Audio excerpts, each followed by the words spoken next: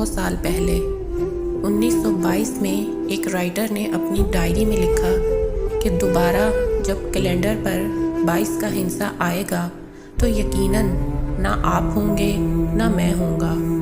پھر مزید لکھا، کاش عمر اتنا لحاظ رکھ لے کہ میں دوبارہ یہ ہندسہ دیکھ سکوں، ان لوگوں کو دیکھ سکوں جو 2022 میں ہوں گے، اس زمانے کو دیکھ سکوں جو 2022 میں ہوگا، مگر میں جانتا ہوں یہ ممکن نہیں ہے۔ تب ہماری خبریں گمنام ہو چکی ہوں گی۔ ساحر لدھیانوی جب بستر مرگ پر تھے تو بند آنکھوں اپنے ڈاکٹر سے کہا، ڈاکٹر کپور، میں جینا چاہتا ہوں۔ زندگی نے بے شک غم دیے ہیں، مگر دنیا خوبصورت جگہ ہے۔ یہاں یاروں کی محفلیں ہیں، یہاں زندگی کا شور ہے۔ میں جینا چاہتا ہوں ڈاکٹر کپور۔